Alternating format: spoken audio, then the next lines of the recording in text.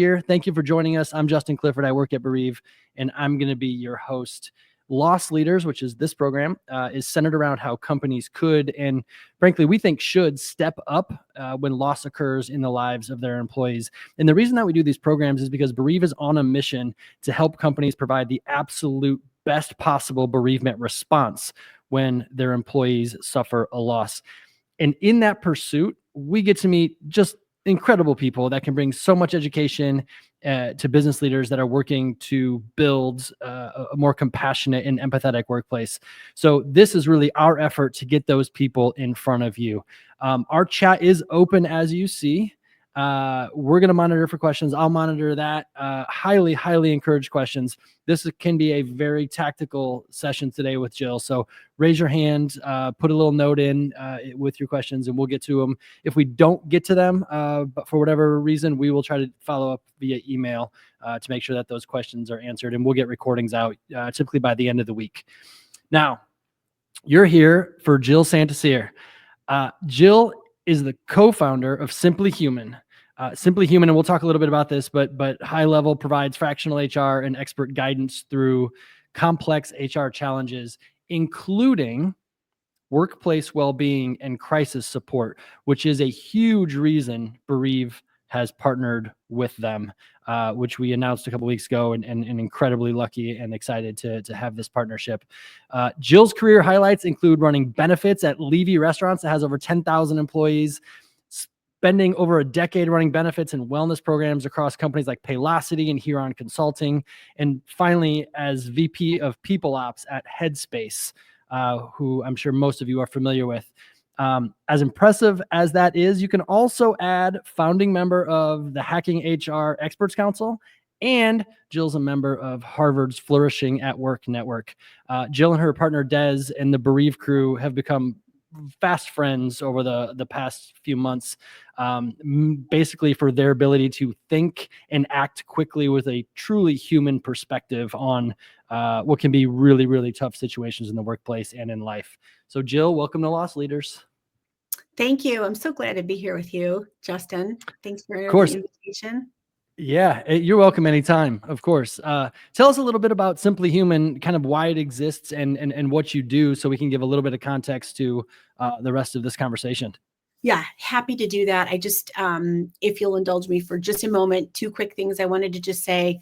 We're human. I know most of your audience engages often on LinkedIn, but please feel free to reach out, connect with me on LinkedIn if you have residual questions or you want to chat about anything HR, people related. We support businesses, but we support a lot of HR teams as well. So real people up for real discussion, please feel free to reach out. And then before we kick things off, Justin, I know we're here to talk about grief and loss, and that's your mission, and we are wholly supportive of that. I just want to take a moment to acknowledge that there are quite a few people who are dealing with not only loss of lives, but potentially pets and homes, which is also an extension, huge loss given the California wildfires and residual loss from, flooding on the East Coast and Appalachia. So just wanted to mention that there's a big spectrum of loss and grief. And of course, we'll be focusing on loss of a loved one more specifically, but there's an extension of that loss. And so I just wanted to take a moment to acknowledge that your people or you potentially are dealing with that. So lots of resources available. And if we can help out in any way, we're here to support you. Yeah, totally appreciate that, Jill. I think the where people's heads tend to go when they think about grief is death, right? Mm-hmm. And it turns out there are many reasons, dozens of reasons why grief might occur in somebody's life. And a lot of the times we like to think about it as a life that was maybe anticipated or somebody was excited about that can no longer be, or parts of that life that can no longer be. And that might come from a whole host of things like you talked about. But I'm very glad that you brought that up, because grief is not just a result of death. Yeah, absolutely. Okay, so a little bit about Simply Human. So I see Des, or Desiree is here, my business partner. Hi, Des. We co-founded Simply Human in 2023. Both of us, long careers, over 20 years in-house in HR leadership roles, and went out on our own. And we work with an incredible bench of seasoned HR experts, counselors, most specifically, crisis support, grief support counselors, data analytics, you name it. We've got kind of the full spectrum of HR support. So whether businesses need project support, fractional support, crisis management support, we're here for all of it. And we thrive on customizing those experiences for your workplace, because each workplace is unique. We don't have off-the-shelf solutions. We've been there, we've managed through pretty much every situation that exists. And so we know that customizing those experiences and responses is really impactful. And our mission is to transform workplaces by creating those human-centered experiences across many different industries and businesses. Yeah, that's awesome. Thank you for sharing that. And just as a quick hit on our partnership, we have called Simply Human in probably 3 or 4 times in the past few months to be able to work with some of our customers in some of these moments. So they have been able to provide services in these critical kind of time sensitive moments. And that is, we've gotten incredible feedback from the work that you and Des have done, along with your bench of partners as well. Oh, that's cool. Thanks. So let's talk a little bit about your experience in supporting loss at work as an HR leader. Can you give us a little bit of background on when, I guess maybe the first time you had to hold an employee's hand through loss, and then how that approach has changed since that first time around? Yeah, that's a great question. It's so interesting. I was thinking about that before our chat today. And, I thought, I can kind of think of the first time. It was, maybe 10 years ago. Then I really started thinking back throughout my career, and I missed something that was way back at the beginning. When I first started at what's now Aon Hewitt, it was Hewitt back then. And by the way, I joined because a friend of mine said, there's lots of young people who work here. It's really fun and there's free food. And I was like, oh yeah, I'm totally up for that. So 20 years later, right, this was my career trajectory. And full disclosure, I started because there was free food and a fun culture. And I didn't remember this right away, but in thinking back through that journey, I was in the call center at Hewitt here in Lincolnshire, Illinois, and assigned to a company. And we also had project assignments. And I was assigned to the, life and AD&D and, I don't want to call it death, but loss, area. So I managed and supported a number of the calls and situations where there was either a terminal diagnosis, so like a, pre-death situation, or post, loss situation. And it was a call center atmosphere. So we were explaining, policies and very, very specific logistics. But a number of stories kind of flooded back to me during that time. So really, that was my first experience with it, was early on, just out of college, kind of learning HR and benefits. And I was assigned to probably one of the areas that nobody would sign up for or volunteer for. Because, and I think that set me on a little bit of a trajectory, because for whatever reason, I have, been involved in, not only the leave policies, but bereavement policies at more specifically the last few employers. And so, and I have a personal experience we'll share a little bit later as well. But I think that was my first experience with the very specific logistical, right, policy requirements of what does this mean? Someone passed away, and you can go into that beneficiary mode, and here's what you need to know, and here's the amount. And so it was very, robotic and not very human-centered, and just information. And we had wonderful training from a benefits perspective, but really, not a lot of compassion or empathy training, more call center type training. So over the years, I think I honed that skill, And, happy to share some other experiences, but that was my first experience right out of college with, talking through Yeah. from a large employer standpoint. Right. And so at that point, you're talking to people who are covered, customers, right? Um, do you recall the first time an employee showed up? And I'm sure that Yeah. informed a lot of what you maybe did or didn't do. But the first time an employee shows up that you have some maybe oversight or Yeah. responsibility as an HR person, um, like how did you know what to do outside of the fact that you had been in this robotic environment It's such a good around death? question. Yeah.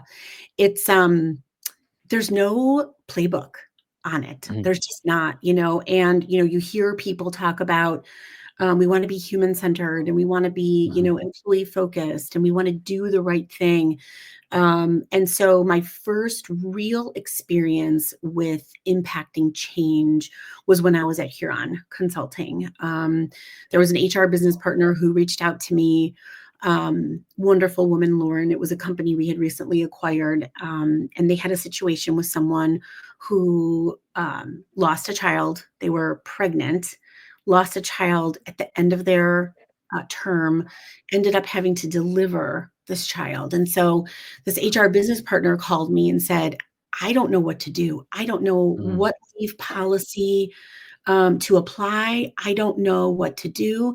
And the weight of the moment was so real. I can still picture driving back from the train. I was taking the train into the city at the time in my car, and we just cried. The two mhm, of us cried. We were like, eh, you know, we don't know. Like there's all mhm, these different policies, there's all these situations, and we just took a moment and went, okay. And I made a promise to her that day. I said, we're going to do the right thing. mhm, I don't know if our policy covers loss, pre-delivery. I don't know all the specifics, but we're going to do the right thing and we're going to give this person time to heal. And thank goodness that I was empowered to make that decision. And I credit, at the time, our CHRO, Patty, who enabled the HR leaders to make those decisions. And so mhm, that was super meaningful because it showed me two things. Number one, you can't write a policy that covers everything. mhm, Don't even try, because mhm, there are too many situations. You're never going to get it, right and correct. But enable your leaders and your people to do the right thing when the time comes. mhm, mhm. Yeah, totally. I'm really curious, the the subjectivity of uh the subjectivity of what the right thing is. Mm, Right? Like, how does that get defined? And maybe we'll mhm, talk about this as we talk about policy. mhm, But the right thing in my mind might be a lot different than the right thing in another manager's mind or mhm. another HR business partner's mind. How did you think about like tweaking that so that everybody was thinking about the right thing in at least a similar fashion? Yeah. And that's where I think having those conversations directly with the impacted employee Mhm, and the team. So in this case, it was the HR business partner. I was sitting in a seat that was overseeing kind of benefits and total rewards, but with the folks who kind of manage the policies, manage the people, have a direct line to the people, and asking that person. And sometimes they don't know what they need in the moment. mhm, And so it might be just time and resources to understand what is most needed. And it may be, hey, we're just going to give you some time, but we're going to stand by and walk you through this until we identify truly what you need. mhm, In this case, we had some conversations and it was pretty clear, what the person needed. And it was an easy yes. Again, it was an easy yes because we had, that leadership support. So mhm, it's going to look different for everyone. Grief is heavy, period. It's universally heavy. But sometimes there isn't a clear path. To your point, there's not mhm. always Sure. okay, we're just going to kind of apply a leave and I think there has to be a multifaceted approach as well. Mhm, There's no full answer in just a leave. There's no full answer in just mhm, resources. You could have the best resources in the world, but mhm, you need kind of that combination of time, resources, what I'll call empathy, which is really compassion and action. So it's, I'm compassionate, my manager cares, my team cares. Are they reaching out to me? Do I know they care? Are they checking in with me? So there are all kinds of different facets that go along with that support, and creating having that menu available so that Mhm. someone can choose what they need in the moment. And then I personally feel like having a guide, like maybe a Mhm. coach or a manager that's very connected that kind of helps remind people what's available so that they can take advantage of what they Sure. need when they need it is really Sure. critical. Yeah, I love the idea of just the enablement of a non-executive to make decisions that Mm, they think are the most appropriate for that scenario.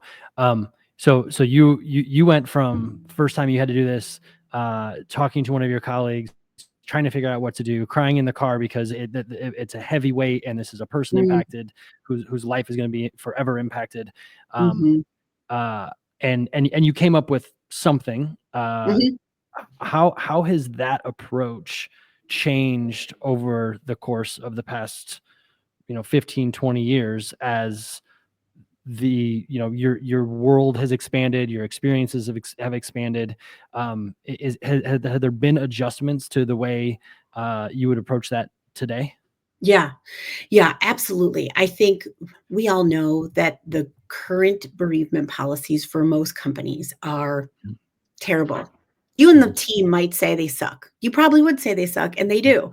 It's sad that like less than half, I think, have 3 or 4 days of leave. Mhm. Um, and then you even could peel back the onion and say, even within that time, is there a bloodline? Is there a specific relationship? Mhm. I mean, all of the things that are kind of holding people to this, you grieve this way for this amount of time for this for these type Mhm. of relationships. I think we know intuitively that that's not right. So where do you start, right? And it may start with, we're going to just give some more time. Maybe it's, we're going to remove those relationship requirements because we know that people have Mhm. serious, significant relationships that are outside of a blood relationship.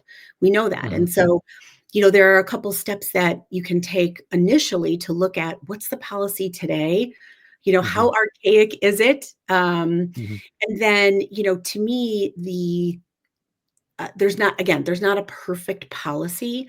It's about creating resources and creating space for people to choose what they need. So whether it's Mhm. a little bit Mhm. more time, the relationship is guided by how important the relationship is to the person, and then again, the resources. Someone might not need a lot of time right away, but they might need time later on. I think Mhm. you've been a big champion of, don't make that a consecutive leave because we Mhm. don't think you're going to just grieve for 10 days and then Mhm. come back and be okay. That's just Right. not how grief works. It's not linear Sure. like that.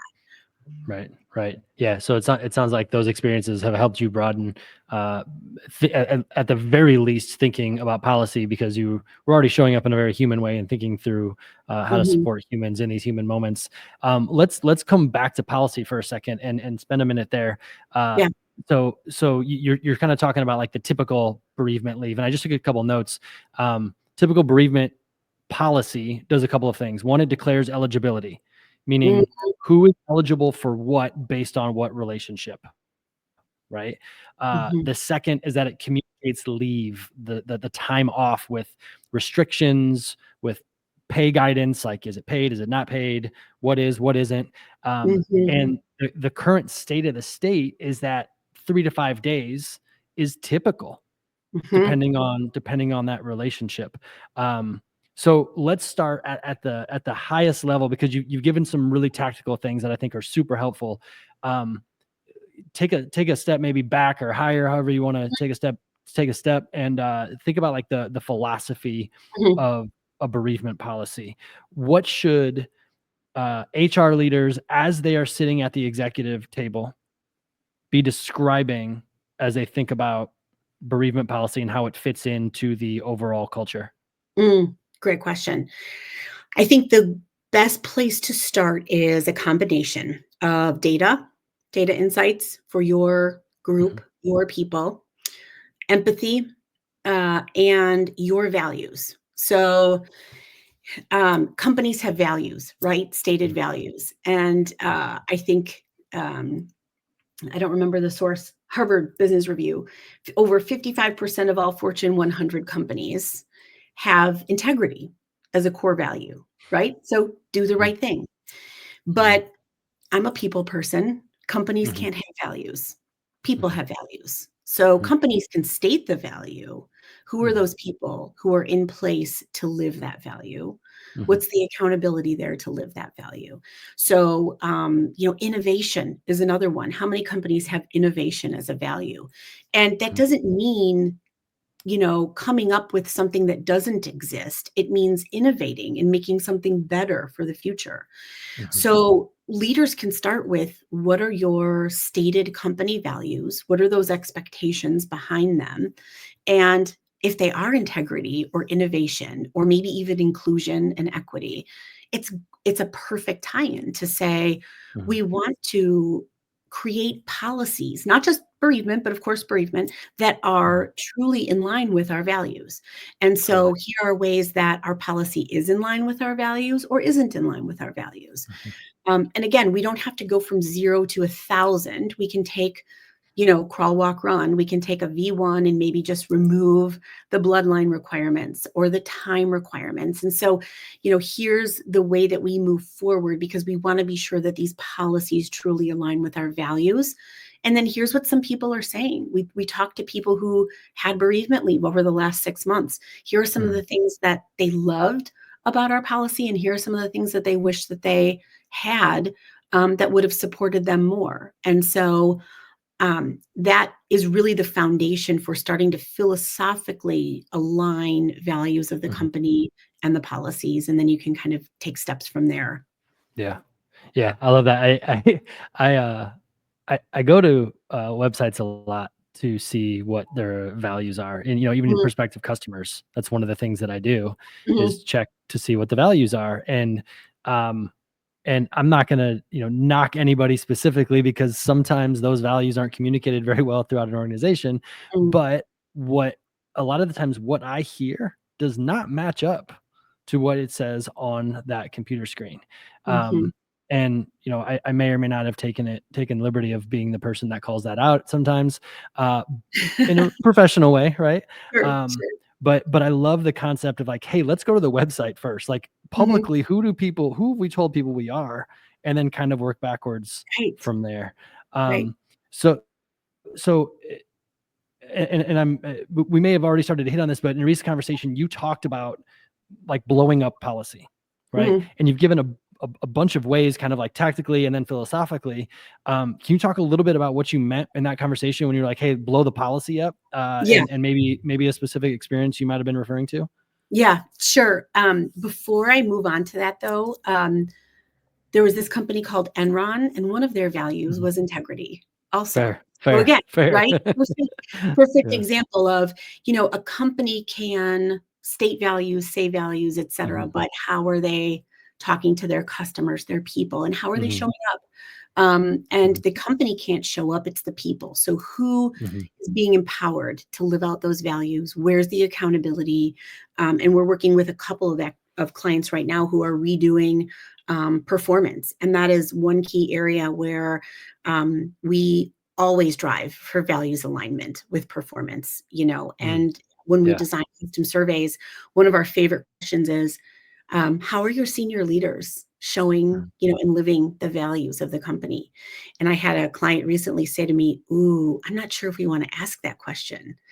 Mm. And I said, tell me more. You can probably guess the answer, right? I mean, Sure. are they living those values? And Mhm, so, let's be real about it. If you're going to state this mhm, and you're going to essentially make a social contract and promise this to either your mhm. clients or your people, how are you holding them accountable? So Right, that right. values alignment is really critical. So going on to, yeah, Susie, I know Enron, it was like, over half our integrity. And so, are we really living those values, and are we Mhm, empowering our people to live those values?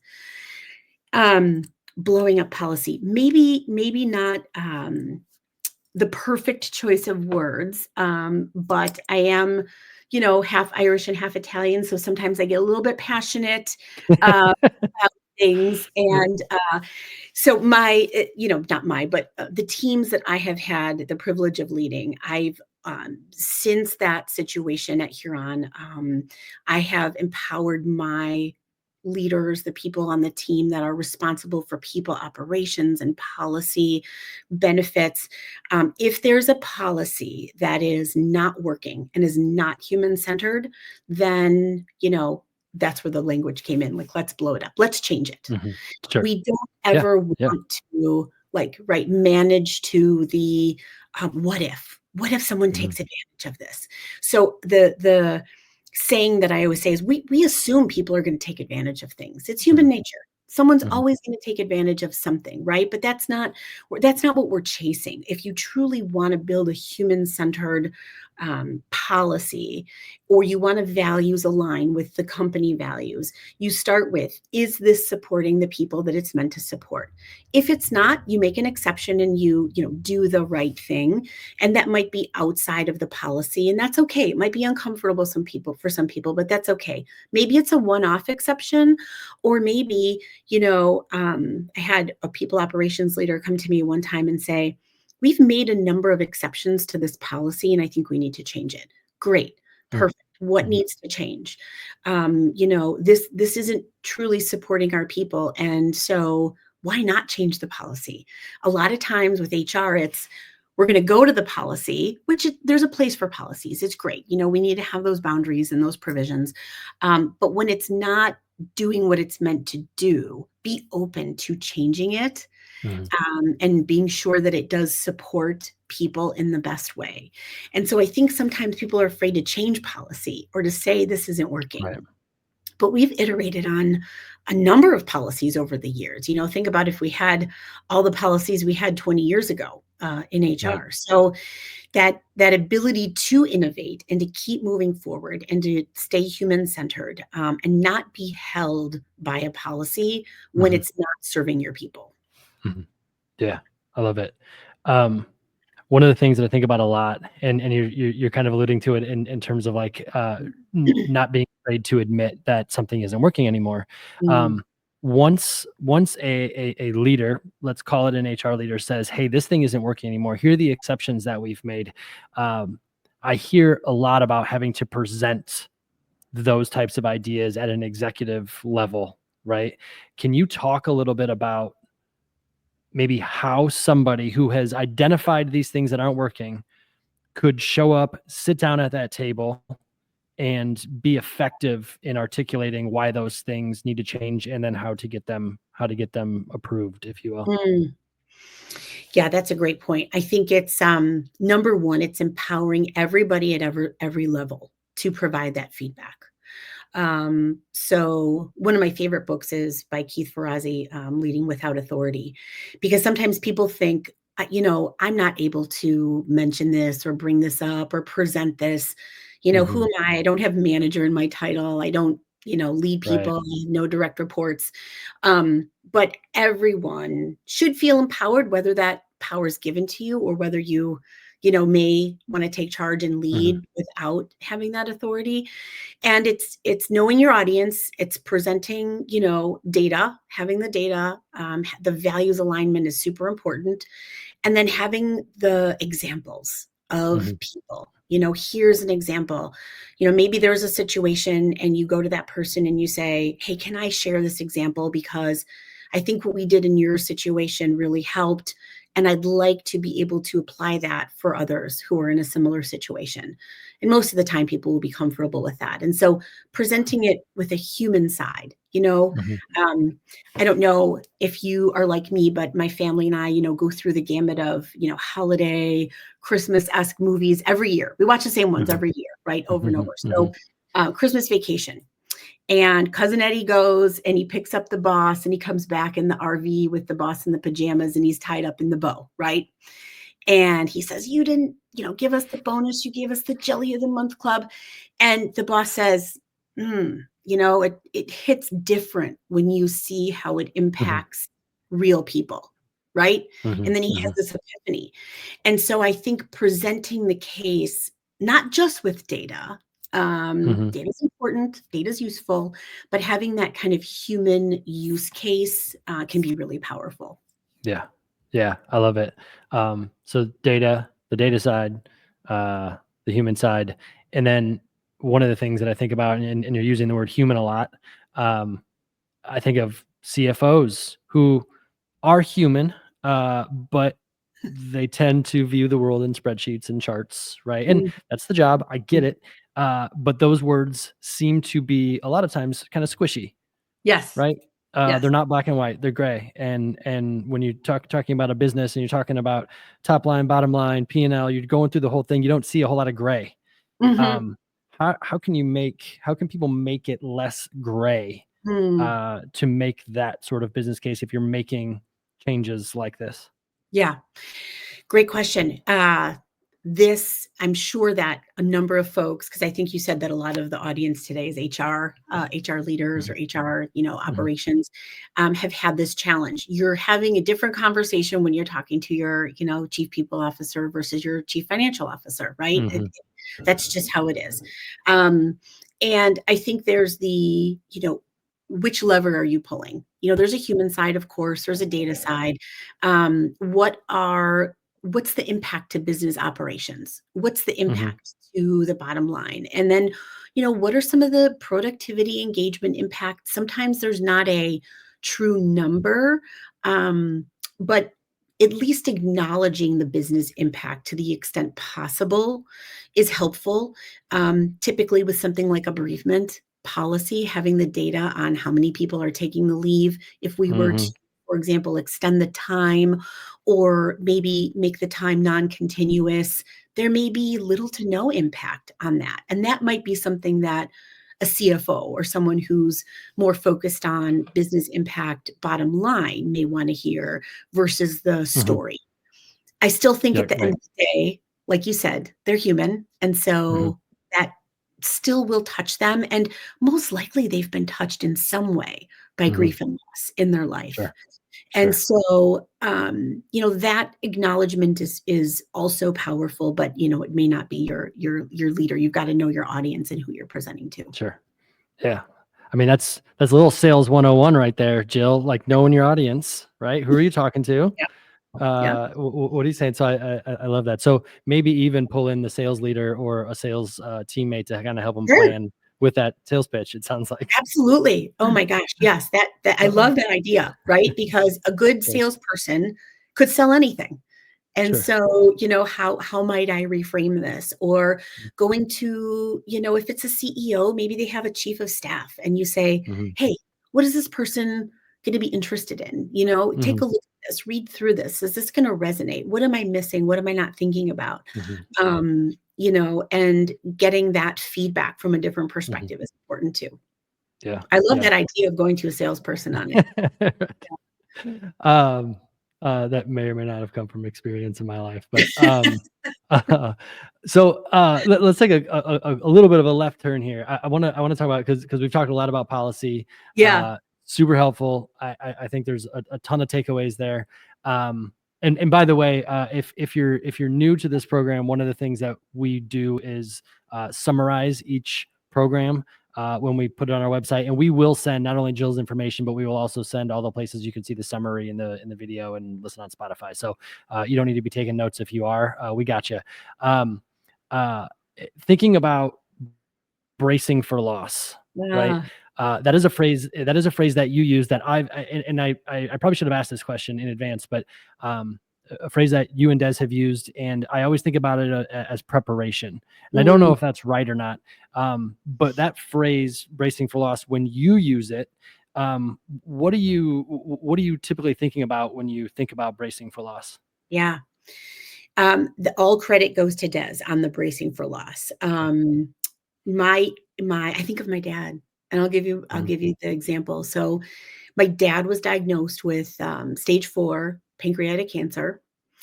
It has been almost 18 months, and at the time he was only given 6 to 9 months. And so I lived through this moment of what I can only describe as this bracing for loss, not knowing when, because it was a when, it still is a when. I mean, we all have a when, right? But it just becomes more real when you have that diagnosis in front of you.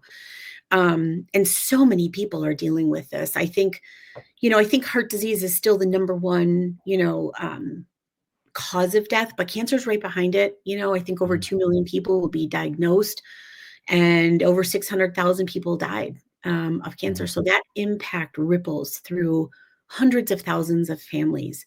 And for those who are dealing with some sort of terminal illness or loss, there's a logistical component, right, of medical care and cost and settling up estates and all of the things that sometimes we don't think about until afterwards.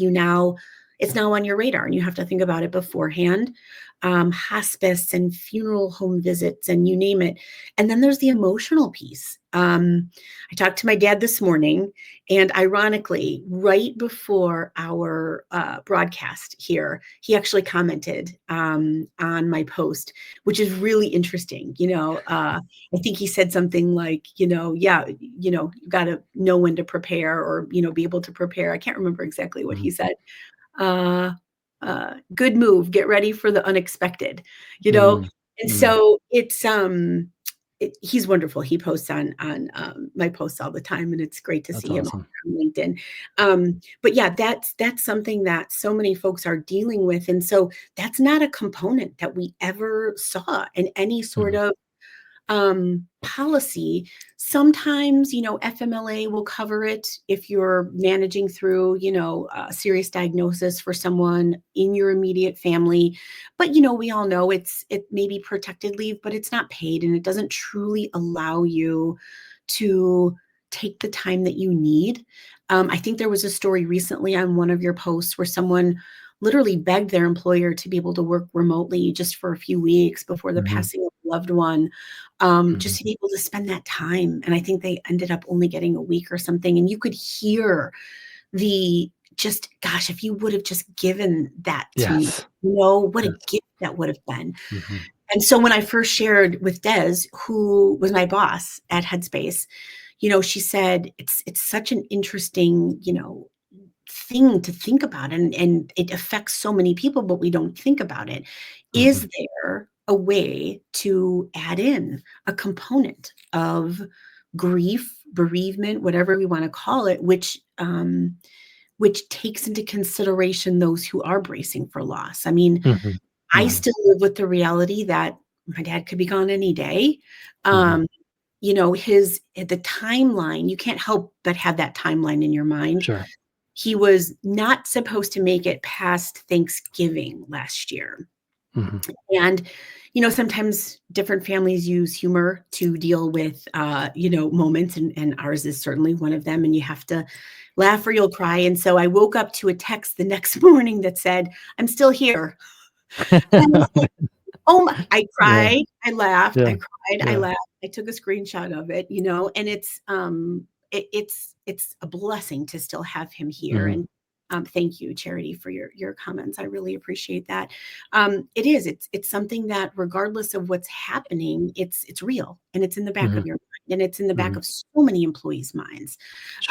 Who are dealing with this. So is there an opportunity to add that layer or component or some sort of resource or support for someone? You've got great checklists, having been an HR leader and, been in charge of benefits and the life insurance and the bereavement policy.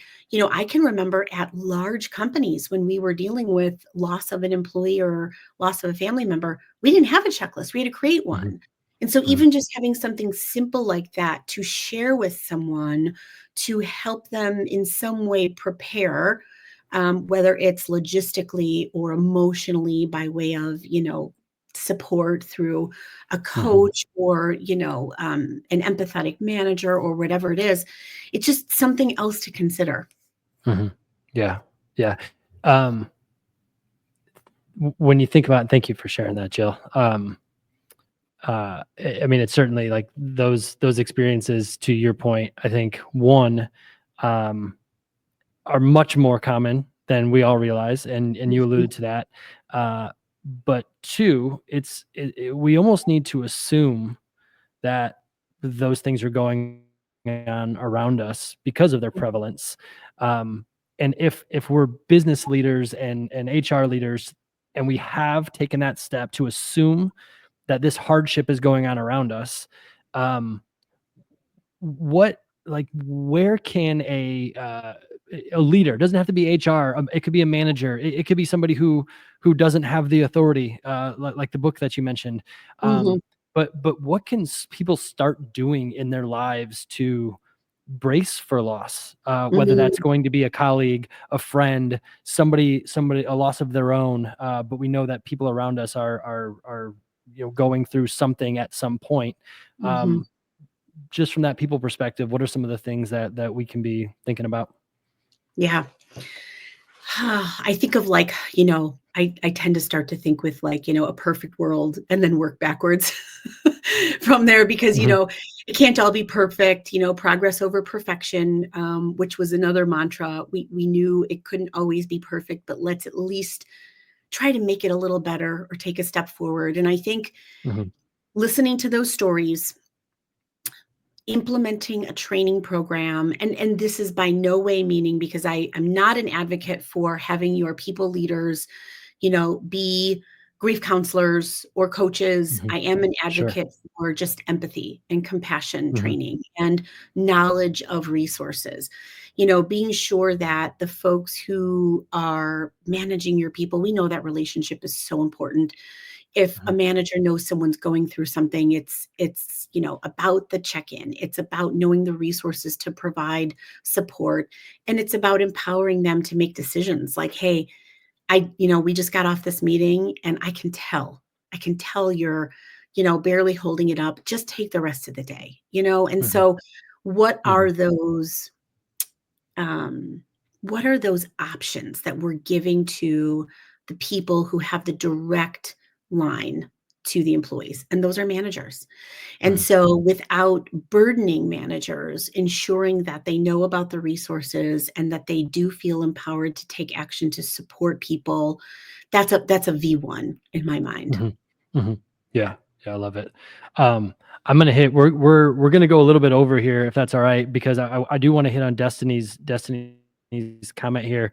If it's me, I certainly have some ideas here, but Mm, this isn't. We've got you here, and you are much more. Um, you've got more experience with this. I would love for you to think about what Destiny is going through, and like maybe just a starting point for her. She says, I struggle with some clients who view bereavement as a checklist. An issue I'm having right now is bereavement policy flexibility as it pertains to different cultures, lost traditions, etc. mm. Anything come top of mind? I know we're just kind of throwing this at you, but Yeah, no, anything top of mind that she might that's be able okay. to help think through? This is my jam. This is my jam. This is great. Hi, Destiny. Thanks for your question. Um, my first word of advice on this would be to understand what the client's values are. It's going to be a hard sell to kind of go down the path of, hey, we've got one person who has maybe a tradition, so we want to change the policy or make an exception. Are we living those values? And those values likely are something that you're able to tie in to say, we have this situation and we want to live this value of being empathetic or being inclusive, or whatever the value is that you can align.